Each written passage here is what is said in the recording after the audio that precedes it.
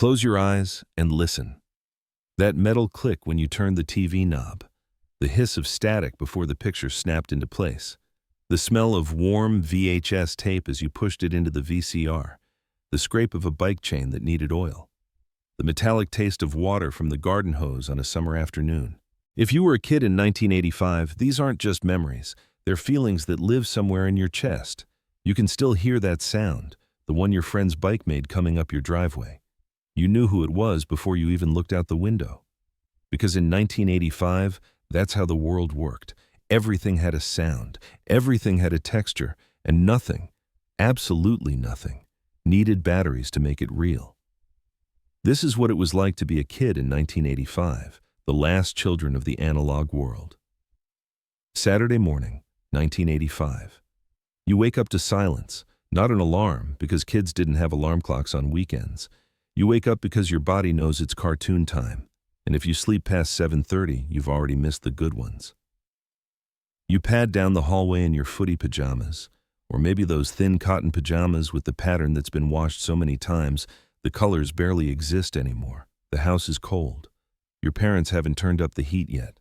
The carpet feels different in the morning, cooler, somehow more real. You're the first one up, and that makes you the king of the television. You turn the knob, and remember, this is important, you physically turn a knob. It makes that chunky ka-chunk sound. The TV doesn't come on instantly. First, there's a dot of white light in the center of the screen. Then it expands. The picture crackles to life with that high-pitched electronic hum that only kids and dogs could really hear. Your parents are still asleep, so you turn the volume dial, another physical knob, until it's just loud enough. Channel 7, a BC. The Bugs Bunny Looney Tunes comedy hour is already on, then Smurfs at 8, then Muppet Babies at 8:30, The Littles, Dungeons and Dragons, Kid Video. These weren't just shows, they were appointments. If you missed them, they were gone. There was no pause button, no rewind, no streaming. You watched or you didn't. And the commercials, God, the commercials, they're practically burned into your DNA now, aren't they? The Transformers ad with that electric guitar riff, Transformers more than meets the eye. The G.I. Joe commercial with the explosion sound effects that seemed way too intense for 8 a.m. Yo, Joe! The My Little Pony Castle commercial that made every girl beg their parents until their birthday. The boy screaming, "Crossfire!" with that intense look on his face, like the fate of the world depended on shooting ball bearings across a board. You grab a bowl. Generic cornflakes if your family is practical, Fruity Pebbles or Cap'n Crunch if you're lucky, Smurfberry Crunch if you hit the jackpot. The milk comes from a cardboard carton, or if you're really young, maybe your mom still makes you use that plastic Fisher-Price cup with the lid and the two handles, the one with the rainbow or the alphabet on it. You poured that milk yourself, and you poured too much, because you always did. Your older brother or sister wanders in around 9:30, and suddenly, the TV is a negotiation. They want to watch Soul Train or reruns of The Love Boat. You fight. Someone yells, "Mom!" Someone else gets the remote. No, wait, there is no remote. Someone gets control of the TV, and someone else storms off to their room to listen to their cassette tape of Like a Virgin or Born in the USA for the 900th time. This was Saturday morning in 1985, and you'd give anything to have just one more. Monday morning, school. The bus smells like diesel fuel and vinyl seats that have been sticky since 1978. You sit in the same spot every day, not because anyone assigned it, but because that's just what you do. If you're in elementary school, you're wearing Toughskins jeans from Sears, or maybe Jordache if your family has money. Velcro shoes or those canvas sneakers that cost $8.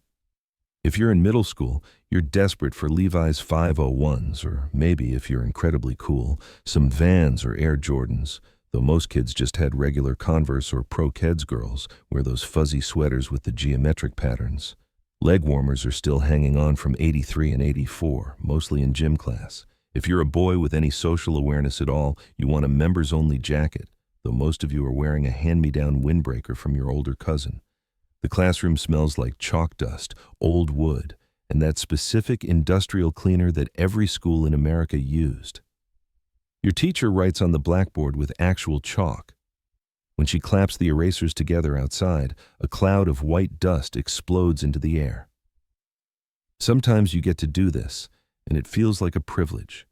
You have a wooden desk with a metal bar underneath for your feet. The desktop flips up, and inside is where you keep everything.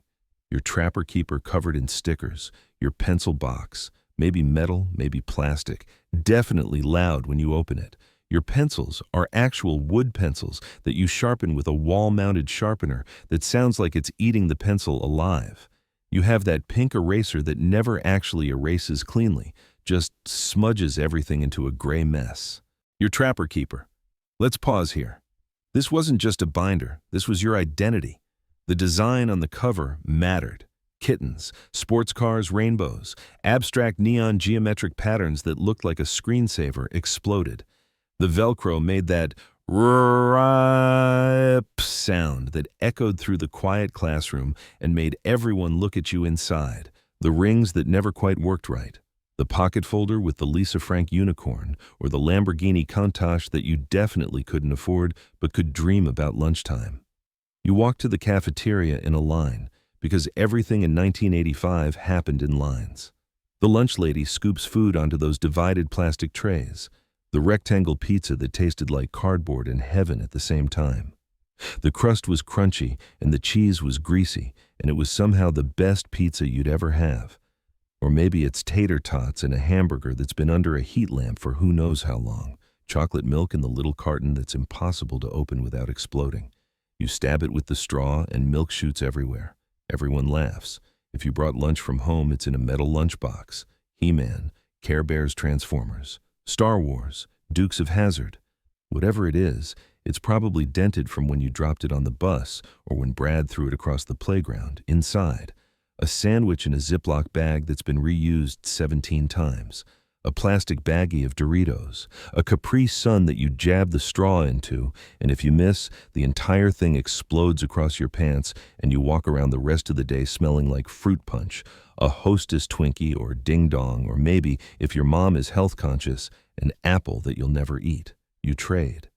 I'll give you my Twinkie for your fruit roll-up. I'll give you 3 Cheetos for 1 sip of your Kool-Aid Bursts. Wait, no, Kool-Aid Bursts aren't a thing yet. We're in 1985. You have the Kool-Aid in the packet your mom mixed up this morning, or maybe a can of Shasta Soda Recess. The playground isn't some soft, rubberized, safety-approved zone. It's asphalt and metal. The merry-go-round is a lawsuit waiting to happen. Kids push it until someone flies off and skins their knee. The slide is metal, and on a sunny day, it's hot enough to burn the back of your thighs. You go down anyway. The swings are that hard rubber, and you pump your legs until you're going so high the chains go slack at the top. Someone yells, "You're going to go over," and you believe them, even though it's physically impossible. Tetherball, foursquare, kickball, dodgeball with those red rubber balls that sting when they hit you in the face. Tag, freeze tag, TV tag, where you have to say a TV show name to unfreeze Smear the Queer. Yeah, that's what everyone called it, and nobody thought twice about it. The girls play clapping games. Miss Mary Mac Mac Mac, all dressed in black, black, black. Their hands move in perfect rhythm, and you can still hear that song now, can't you? Jump rope, double dutch.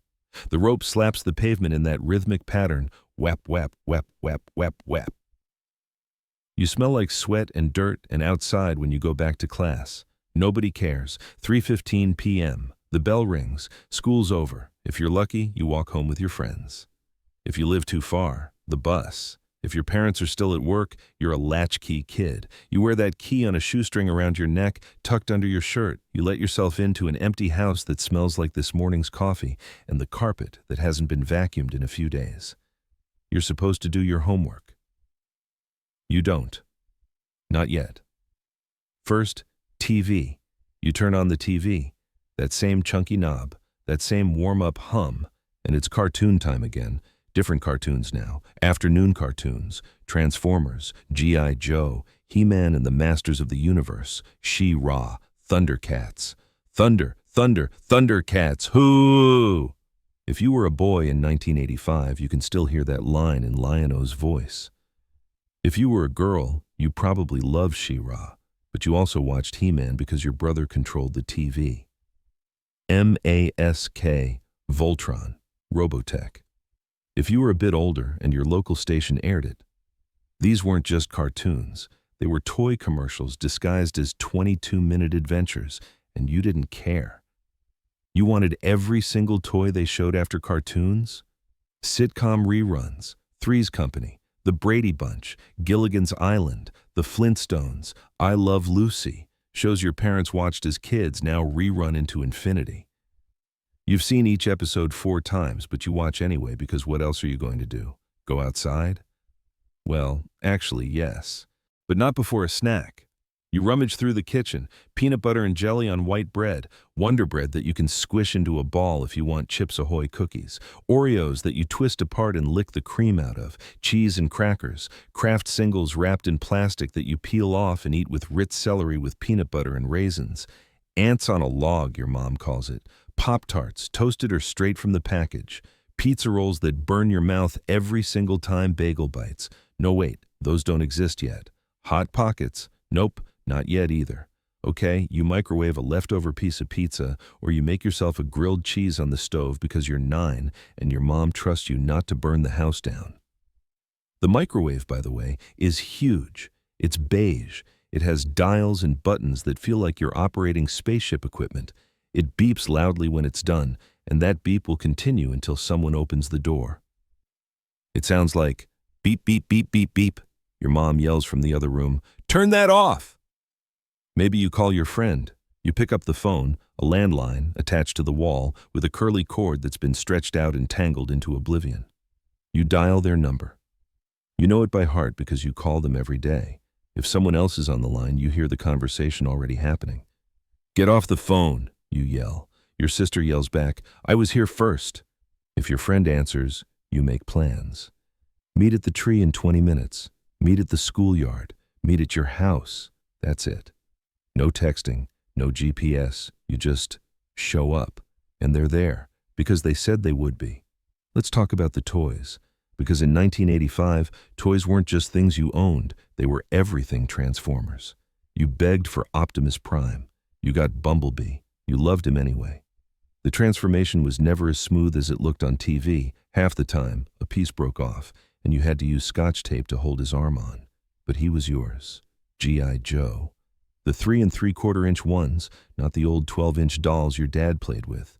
These were action figures. They had weapons you'd lose within a week.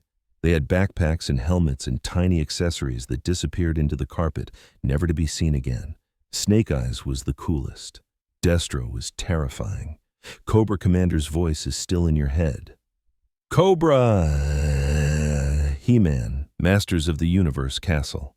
Grayskull was the Holy Grail. That green fortress with the drawbridge and the trapdoor and the throne that, if you sat the right figure on it, would activate a microphone effect. If you had this, you were a god among children. Most of you had 3 or 4 random figures. Maybe He-Man, Skeletor, Man-at-Arms, and Beast-Man. You made them fight on the living room floor while your mom vacuumed around you. Star Wars. Yes, Return of the Jedi came out in 1983, but kids in 1985 are still obsessed. You have the Millennium Falcon that's missing the radar dish. You have Luke in his black Jedi outfit. You have Darth Vader with the lightsaber that you lost, so now he just holds a stick. You have Ewoks that you pretend to hate, but secretly love Cabbage Patch Kids. If you were a girl or a boy with an open-minded family, you wanted one desperately. They were still hard to get. Stores sold out. Parents fought over them. Each one had a name, a birthday, adoption papers. You had to sign your name and promise to take care of them. This felt legally binding My Little Pony, those little plastic horses with the brushable manes and the symbols on their butts. You lined them up, you braided their hair, you brought them to school in your backpack and traded them like currency. Care Bears, the toys, the TV show, the movie. Each bear had a symbol on its belly and a corresponding emotion. You had Tenderheart Bear, or Grumpy Bear, or Cheer Bear, and whichever one you picked said something about your personality. Lego.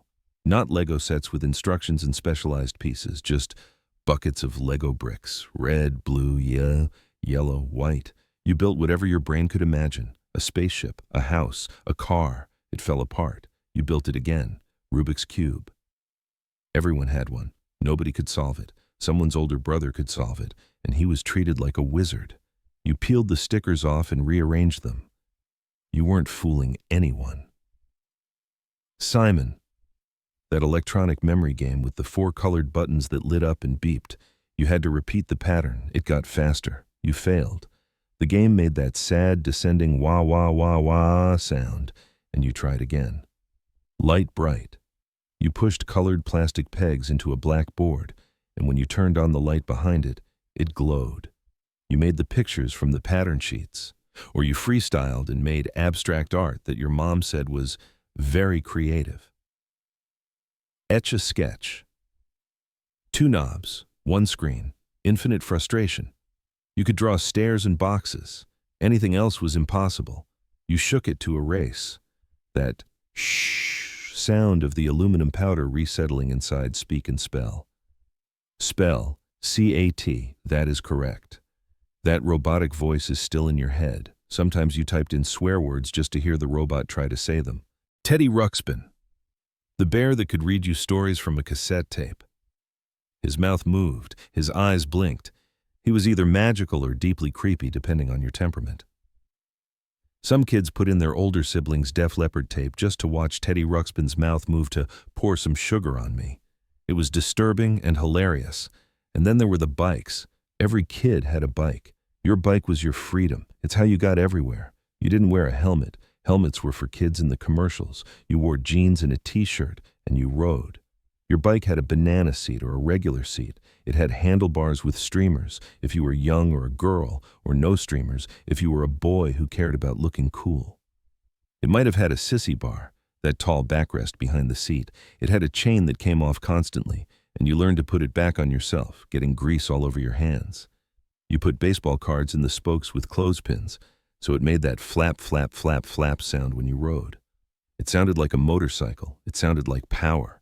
You rode with no hands. You popped wheelies. You built ramps out of plywood and cinder blocks and launched yourself into the air, and sometimes you crashed and your knees bled, and you got back on. You rode until the streetlights came on. Because that was the rule. Be home when the streetlights come on. Summer vacation, 1985. 3 months.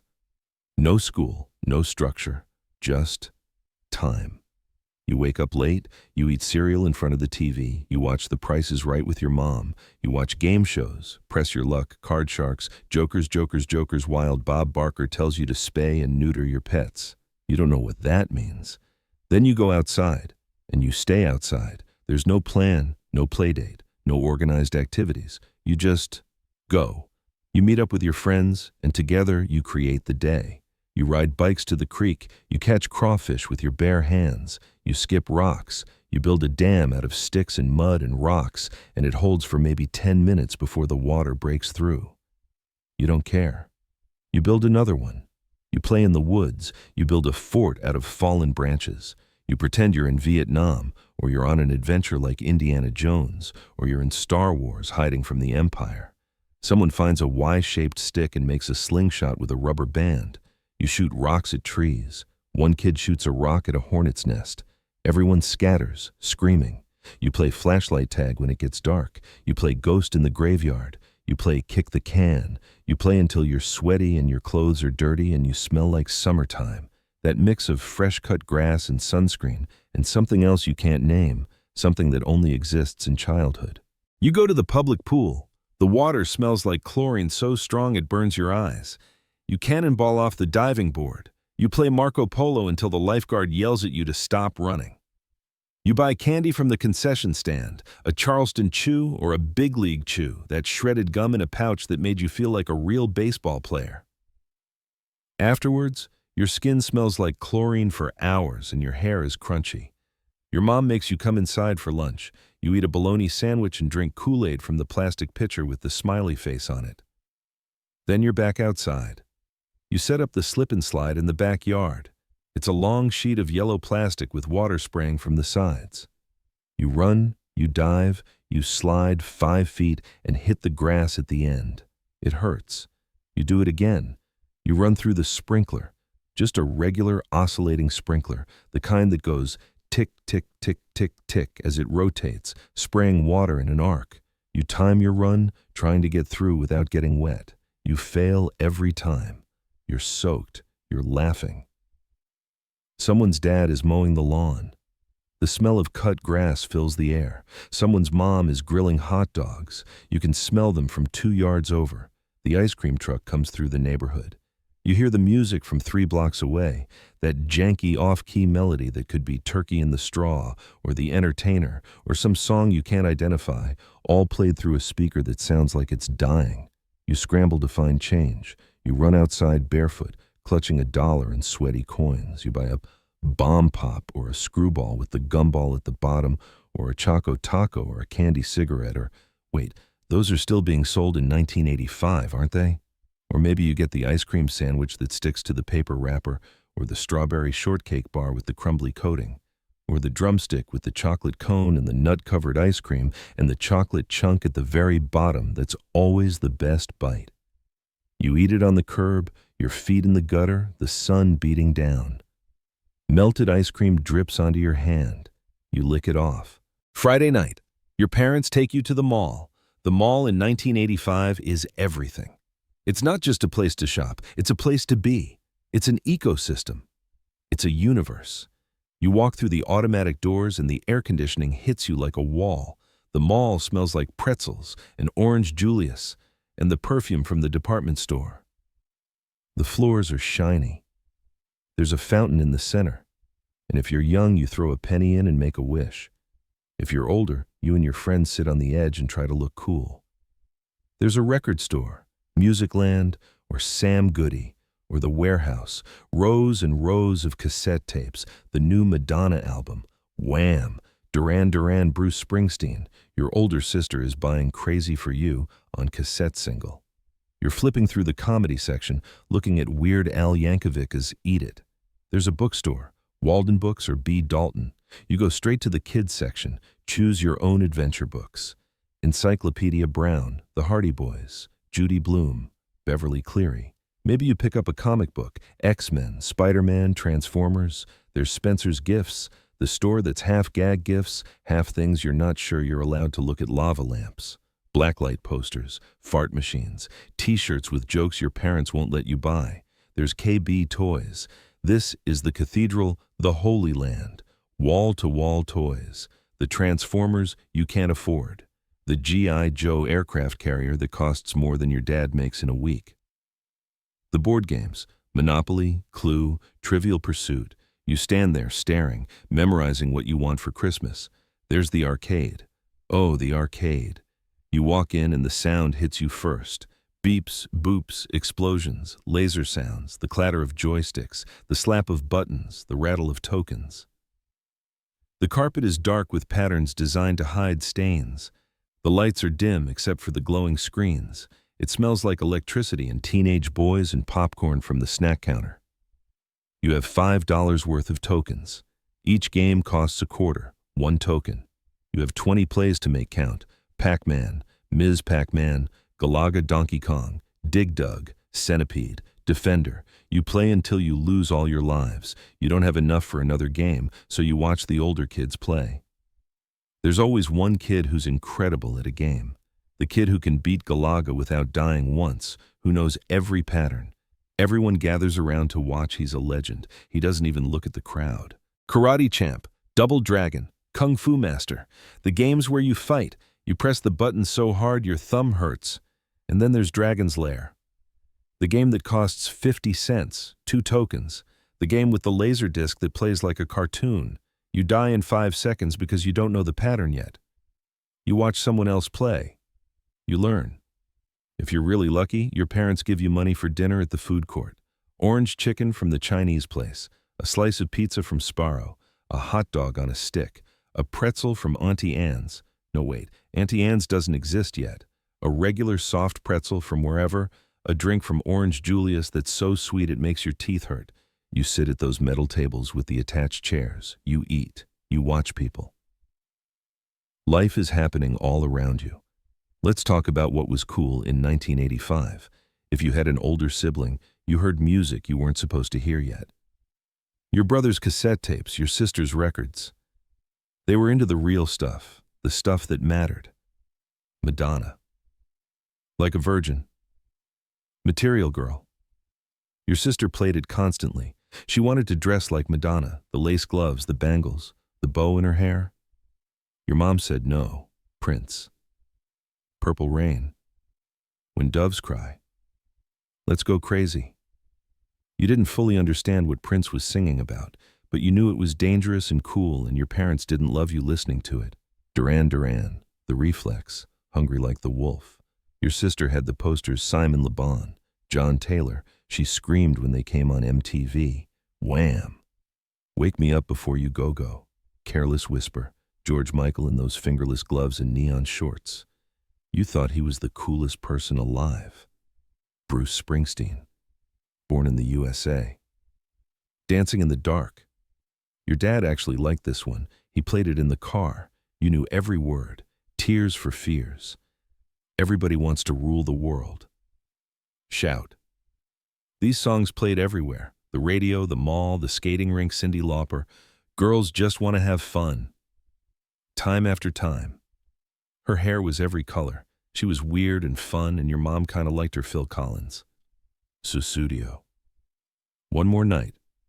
His songs were on the radio constantly.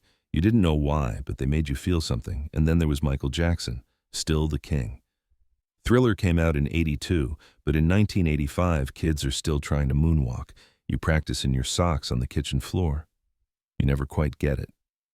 You recorded songs off the radio onto blank cassette tapes. You had to sit there, waiting for the song to come on, your finger hovering over the record button, and when it started, you pressed it. The DJ always talked over the beginning or the end. It ruined the tape, but you didn't care. You made mixtapes. You wrote the track list on the paper insert in the cassette case in your best handwriting. If your family had a boombox, you carried it around like a trophy. It was huge, silver, with 2 cassette decks and a radio. You could record from the radio or dub from one tape to another. You walked down the street with it on your shoulder like you were in a music video. If you were really cool, you had a Walkman, the portable cassette player with the foam headphones. You listened to your tapes on the bus, on your bike, in your room. The Walkman ate tapes sometimes, and you'd have to wind the tape back up with a pencil fashion. Oh, fashion. Parachute pants, made of that shiny nylon material that made a swish-swish sound when you walked. You thought you looked like a breakdancer. You did not. High-top sneakers, Reebok, Nike, Converse. You wanted the ones that went up to your calves. You wanted them in bright colors, neon pink, electric blue jelly shoes. Those clear plastic sandals that hurt your feet and gave you blisters but looked cool. They came in every color. They smelled like plastic. You wore them anyway. Leg warmers, left over from the aerobics craze.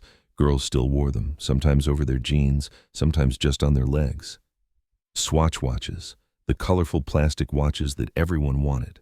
You wore 2 or 3 at once on the same wrist.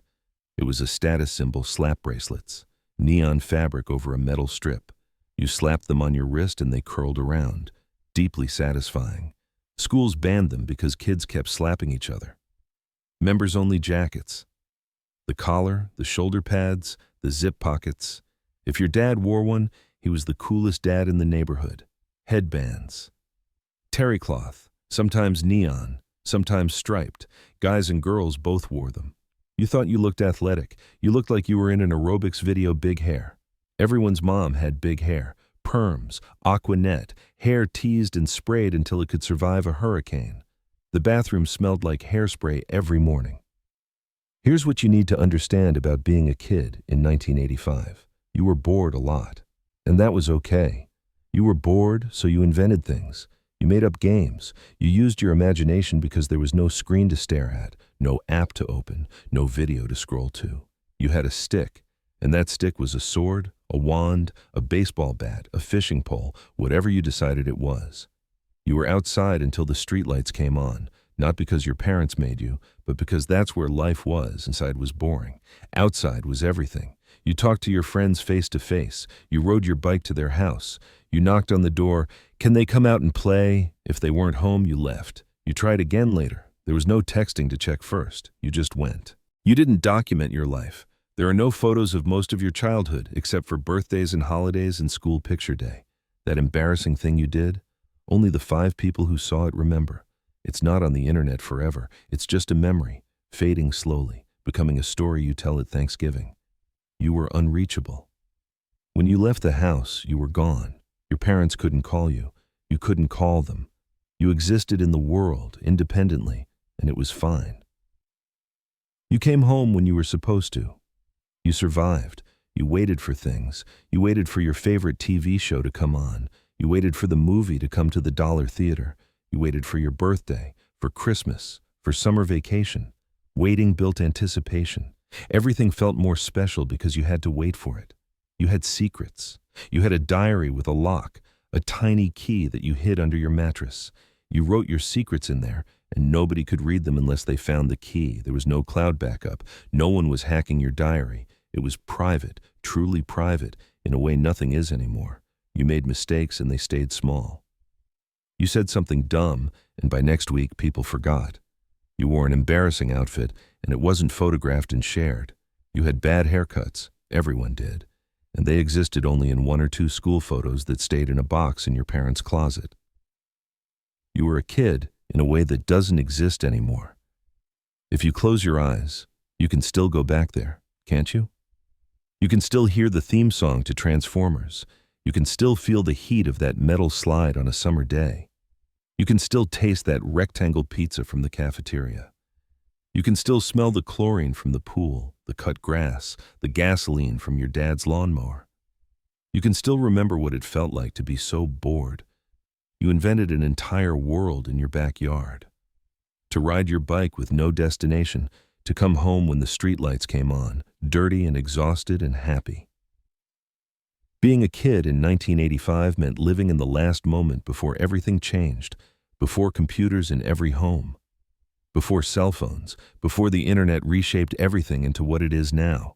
You lived in a world that was slower, smaller, more tangible, a world you could touch and taste and hear. And maybe that's why it feels so precious now. Not because everything was perfect, it wasn't. Not because life was easier. In some ways, it was harder. But because it was real in a way that's hard to explain to anyone who wasn't there.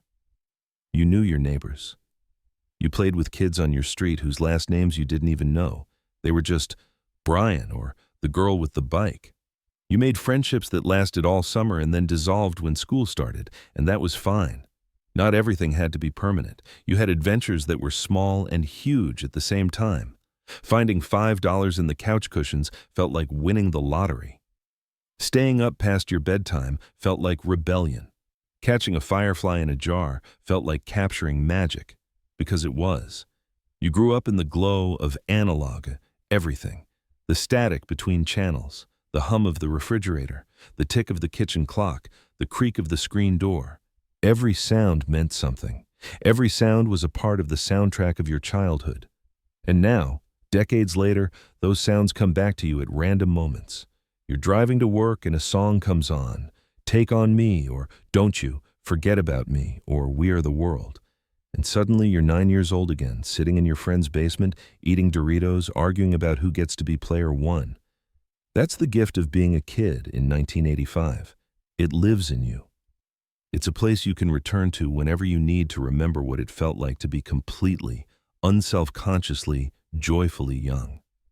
Before likes and followers, before viral videos and constant connectivity, before the world got so fast and so loud that you forgot what silence sounded like. You were there, you lived it, and no one can take that from you. If this brought back memories you'd forgotten you had, if you felt that little catch in your chest when I mentioned something you hadn't thought about in 30 years, you're not alone. Tell me in the comments, what's one small thing you remember from being a kid in 1985 that almost nobody talks about anymore? That's what we do here at Timewashed Stories. We take you back to the moments that made you who you are. The small details, the big feelings, the stuff that doesn't make it into history books, but lives in all of us. Hit that subscribe button if you want more trips down memory lane, more deep dives into the decades that shaped us, more moments where you get to say, oh my God, yes, I remember that. Because your memories matter, your childhood matters. And we're here to remind you of just how special it really was. Thanks for watching. I'll see you in the next one.